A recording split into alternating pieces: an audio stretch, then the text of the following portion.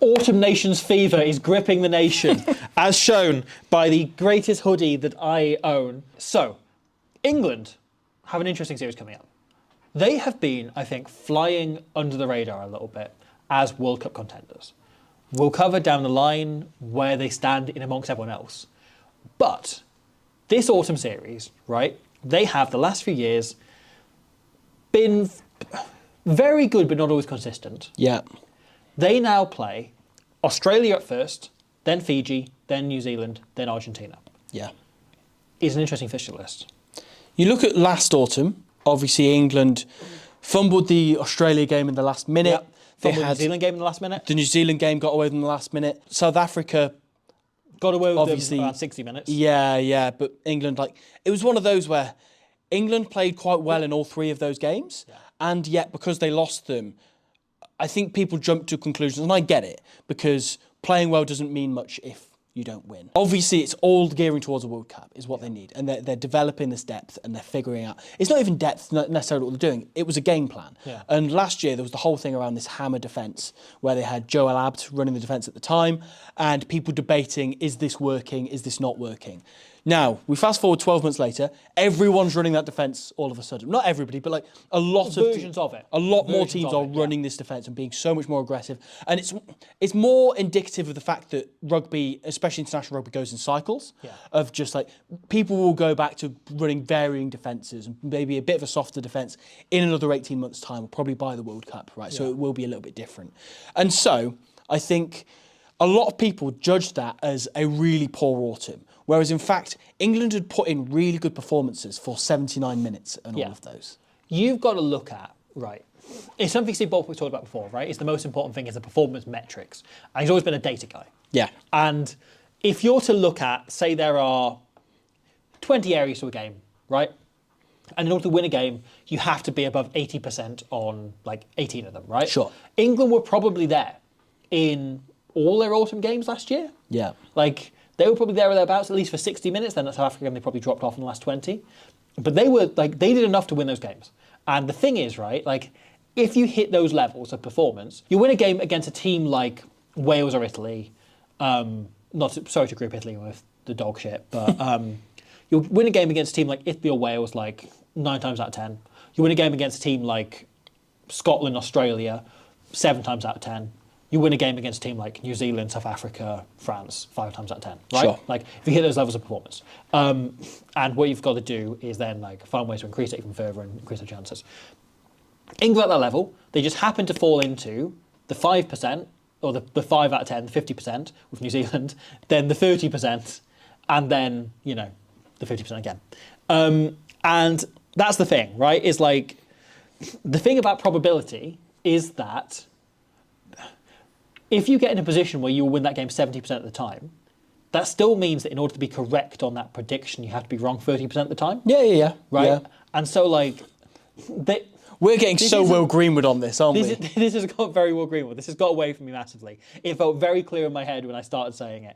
And it is not... This is why I normally write a script. But the point only is England enough to win all those games. Yeah. And 7 times out of 10, they win that game, right? Probably more losing in the last minute to New Zealand is not a bad result for most teams, Whereas England have World Cup aspirations, which is entirely fair enough. They should always be the thing is, right? The question is, what is a successful autumn for England? And there are 2 ways of looking at this. One is it 3 to 4 wins? Or is it they have to increase that level of performance? Yeah. And competitiveness with all of these nations. First and foremost, they have Fiji on their fixture list. Yeah. That one I think is entirely results based. Yeah. I think even if they win the rest of them, there will be a taint on whether or not this is a good autumn if they lose to Fiji. Just because they're expected to. Yeah. There is a golfing class and resources and everything in the players that England have available to them, in terms of depth certainly, as much as Fiji have some of the best players in the world, that they should be expected to win that every time. Yeah. All 4 teams England are playing won their last game at Twickenham. Yeah. Fiji won at Twickenham just before the World Cup. Argentina won the year before the World Cup. And then, obviously, Australia and New Zealand last year. And this creates an interesting kind of, there's revenge for everyone, but also you've got groups of players who know how to win at Twickenham. Yeah. So you have got a bit more pressure on England, which I quite like. I quite like that. Sure. For me, I think the goal for England is simply to move those performance metrics up a gear, and you've got to move yourself. And I think England last year were transitioning from the tier of teams like Scotland and Australia who can beat people, but they're probably top end of that level. They have this year, I think, been slowly transitioning up to the top tier. That level with New Zealand, South Africa, France and Ireland. Yeah. And I think they've kind of added the fifth team to that pool and taken one out of the previous pool. And in order to do that, there's kind of performance measures, as I was saying, right? You've got to move from them all being at 80%, them all being at 90%. Yeah. And what we want is, if you're from an England point of view, right, is to be putting themselves in a position where the chances of them losing the game are lower, rather than necessarily not losing the games. Yeah. I get what you're saying. So I think, as I say, the Fiji one, you have to judge on performance. You have metric. to judge that on performance. Like, I think Argentina you probably do. Oh, sorry, on result rather than performance. That is. I think Argentina you probably do as well. I think they have to beat Argentina. I think so, because I think Argentina are they're not quite level pegging with England, but they're in the same universe. You know what I mean? Like Argentina, they're both. I think, are like the other team that's trying to transition up to the top five. Exactly. And I think they're slightly behind England in doing so. I think at the moment, if I was an English fan, I would be looking at Argentina and going like, they're our main rivals at the moment. Yeah. Like realistically, in terms of people that like they could beat us, but we need to put a performance and put absolutely everything into that game to make sure we don't lose that. Yeah. Right? Like I think they are the big rivals for England. It's very easy to only look at climbing upwards, right? Yeah. And not try and prevent the people behind you from... Exactly. You know, it's... I think that is the most important bit. England have got to be trailing a green shell behind them, right? They can't just be looking at red shelling the person in front of them. You know, good. You've got to like make sure you're watching your back. You've got at that all banana. times. That's Exactly, like position there in case someone's sneaking up on them, which is what Argentina are clearly looking to do. I think the other element of this is you've got to prepare players for the high level performance, right? Yeah. So a bit of that is game plan and so on, and what Borthwick's already doing. I think he's been slowly building this out. But we talked about this in our squad selection. He is a horses for courses guy. Yes. He is someone who looks at his squad, looks at the opposition and goes, okay, can I drop this guy in here and they will perform based on the weakness of the opposition, right? So is it they have short wingers, let's put Tom Roebuck in. Is it they've got, their scrum is not a weapon, so let's put Bevan Rod in and he can get around more work around the park. Yeah. Whatever it is. Or if their line-out's poor, we might put 3 second rows in there. Yeah. Move George Or the Martin line-out's to particularly 6 strong. or whoever in past, obviously not this autumn, but Yeah. Or if the line's particularly strong, right? You Yeah. put more line options in to make sure you get around it. Yeah. Whatever it is, like he's a coach who very much selects on that mindset. Yeah. From this front, I think there's two objectives this campaign. One is all 4 of those teams play really differently. All 4 play really different game plans. Yeah. Right? So you get 4 different chances to play potentially 4 very different 15s and see how they all slot in. And it's not about nailing down who is the starter at fullback. It's about going, have we got an option that can deal with 4 different game plans here? Yeah. Right? Because if you've got 4 options covered, that's great. Here's an interesting one for you. So to put that theory to the test with horse for courses, I'm going to talk about one position, which is fly half, where they've got George Ford, Finn Smith and Marcus Smith, all exceptional fly halves, right? Against Fiji, who obviously will run it from everywhere, they will give it to Huita Wainangola, one of the form players in World Rugby, at every single opportunity. As they should. As they should. It's a solid game plan to force it on. Which fly half do you think is best to combat that? George Ford. George Ford, I agree with you. George Ford. agree with you. As the most experienced one. Now, because it is the token tier 2 game, right? Yeah. What you expect is you put Marcus in and you try and run in loads of points and you try and run up a big scoreline. I don't think that's the way Borthwick thinks. I think it is, this Fiji team beat us last time. They gave us a proper game at the World Cup. Silence them. Yeah. Let's keep the lever off it. Yeah. Let's hang high balls. Let's use a spiral bomb. And bully them let's up hit front. 50-22s. Yeah. Yeah. Let's bully them up front. Okay. Australia obviously had a mixed bag in Rugby Championship this year, but some brilliant results. Are really entertaining out wide. They move the ball especially well. Which 10 for them? This is the more interesting one. I think it's Finn Smith. I think Finn Smith is the all-rounder. Yeah. It's kind of, he's got bits of both worlds. Yeah. And had a weird Lions tour. Yeah. Not as weird as Marcus Smith's. No. But was very much kind of like the reserve 10. And then Marcus Smith was just sort of there. Yeah. But I think there's a real chance for him to kick on here. There's an analogy I used before the Lions tour started is Marcus Smith is somebody who thrives with space, Finn Smith is somebody who thrives with time. Yeah. And I think that is what you want against, particularly that Australian midfield of Akuso Suoliti and Ikitau, right? If you want to attack down their channel, you need loads of time because those guys are so unpredictable. You also want that wide whip ball with how their defence moves from out to in. Yes. You know, so they like to have their wingers shoot in a little bit. Yeah. So a bit like South Africa. So you like the fact that Finn Smith's got such a good like long pass on him. Yeah. So they put a lot on Diogo, a lot on Corey Toole. Yeah. I look at that as an option. Also, Dingwall is a distributor as well, which he's really underrated as. So, and having that 9, 10, 12 combination for the first game, I think really useful as well. Argentina, what do you reckon? Argentina's more interesting. Yeah. Now, the question is, are you using Marcus Smith fullback in any of these games? I mean, I have a very different opinion on this because I think if you put Marcus Smith at fullback, it deprives you of Marcus Smith at the fly half, you know, and I just think they're very different players. Marcus Smith with a 15 on his back to Marcus Smith with a 10 on his back. That at 15, you get the opportunity to watch him counter-attack, which he's brilliant at. Like, don't get me wrong, he's so good at that, and he's really quick, like, has the goose step, the acceleration, and the offloading game around him.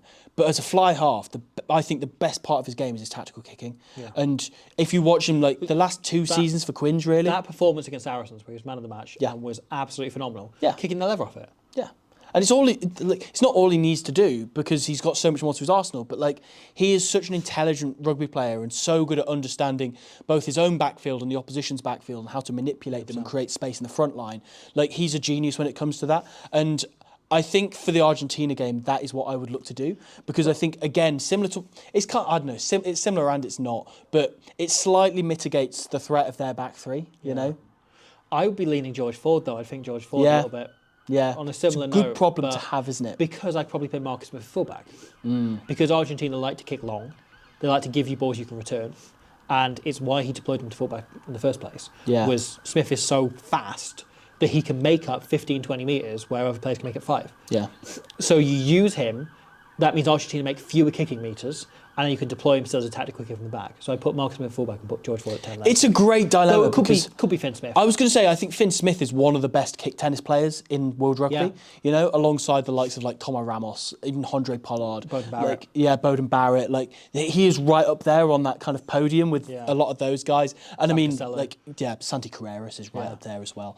Okay, so New Zealand, that's the last part of this one. Yeah, but also I don't think you can just nail that down to like one style of play because the moment you think you have Scott Robertson's game plan sussed, you're just wrong. Yeah. Like he will completely reinvent the wheel and change it overnight. Like I just think, I don't know, we've now been in the Scott Robertson era long enough that we shouldn't jump to conclusions about them. We are leaving one name out. Yeah. Max Ajomo. Max Ajomo could play fly half. Henry Slade can play 10. Yeah.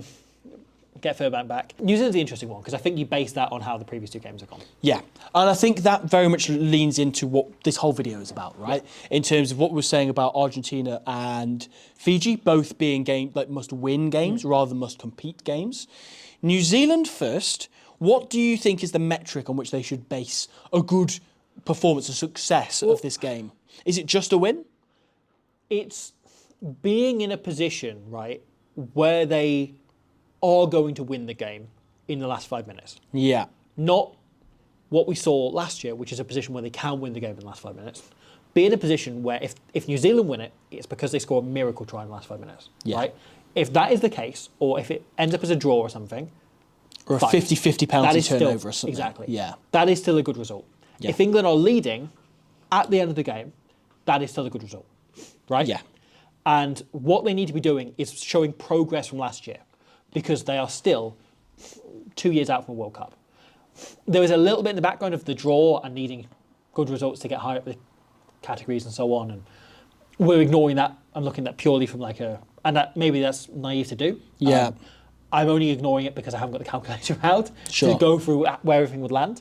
Obviously, it adds some pressure if they do want to land on top 5 seeding, but I think the general thing is you want to be in a stronger position than you were last year. I agree. And I think I could so easily sit here and say, if they finish within 7 points, that's a good result. Yeah. I don't think it should be boiled down as simply as that. I think it's circumstantial. if they finish within 7 points because they've wrestled with them all game, and New Zealand come up with a moment of utter bullshit, where or if they are leading by 3 scores and with a bit to go, and then they run out of steam, and then Caleb the Clark last runs 10 the minutes, distance New or Zealand whatever. running free and contested. Yeah, tries. exactly.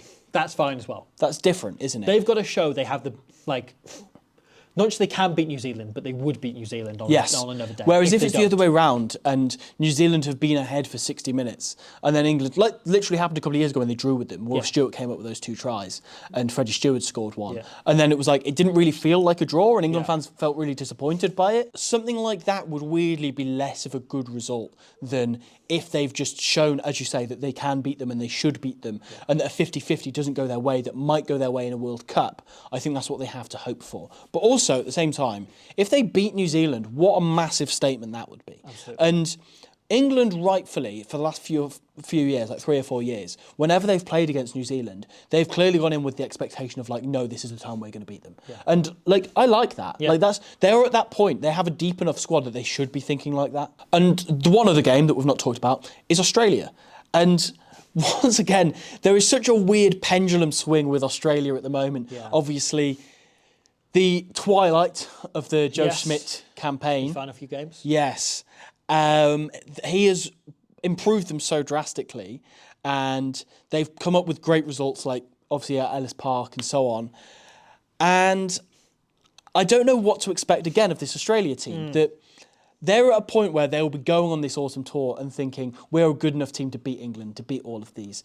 But also, it's a similar situation to what we're saying about Argentina, of England needing to punch down and go, you're not overtaking us. This is our pedestal to sit on. You're not coming up here. How do you see that one going? This comes back to the other thing that's important for England, and I meant to lead on to this at the start and didn't, because I got really carried away in the 80% metaphor. Consistency. Yes. Right? The last few years have been filled with England putting in a great result, then the following week, shit in the bed. So true. And this Six Nations, I went into the Six Nations saying like the game I'm most confident Wales have a chance of winning would be the England game, because England pull off a big result against France and Scotland the week before, and then they take their eye off the ball and Wales beat them. Didn't go that way. No, not quite. Didn't quite go that way. But the logic was sound, right? Because that was how England had been. Yeah. That game marked the first time that England were backing up performances and were not doing what they did against Australia, which was they should have beaten New Zealand, they could beat New Zealand. They then slip up the following week into a weaker team. And they let the same thing happen. They didn't. They really put Wales to the sword. They were brilliant, right? Then Argentina, they win both tests. They back up. And they need consistency. So really, in some ways the result isn't important and fine, because I think this is like a performance campaign and then the results come in the Six Nations. But also, they need to show that they can be consistent. Yeah. And that they won't fade out games in the second half, and they won't fade off because they had a great game last week. They can't get up for emotion in the next week. So they kind of need to be, starting with Australia probably helps with that front, but they need to be backing up against Australia and against Argentina and not letting those performances dip. I think you've weirdly talked me around, but not in the way you probably intended. Because I think you're right. What the objective should be for England is for them to be the conversation, the other name of the conversation when you go New Zealand, South Africa, France, and who? To be the next... Oh, Ireland, sorry. Yeah. And I was going to say, taking sorry, Ireland. Squidge hates Ireland. But yeah, to be the other name in that conversation is where they want to be. And it is shutting the door downwards on Argentina and Australia, who are both going, gonna come in, And so with that in mind, I think 3 out of these 4 games, I think, should be judged on results. Now that I think about it like that they have to beat Argentina, they have to beat Australia, they have to beat Fiji, and they have to be in a world where they could beat New Zealand. I think that they don't need to win, but they need to be in a position where it... But then that does mean they need to be, right? Yeah, but again, against Australia, that's where they were last year. So you need that one last bit of progress. Lose, it has to be because there's been either an act of God or just they've got everything wrong. Sure. Sure. Sometimes the team just is completely off the pace, or the opposition is just completely on it. And only in those circumstances is it acceptable to lose it. Losing it like they did last year, which is a last-minute try, that is no longer acceptable. But losing to an Australia team who play like they did at Ellis Park, and England are off the pace, weirdly, that's fine. Even though what she's saying about consistency. But you've got to accept that every now and again one of those days will happen. So, England. I've gone round the houses there. I've landed, You heard it here first. from Robbie Owen, Hi. Squidge, yourself. Hello. If you want this to be a successful autumn campaign, you have to get everything wrong.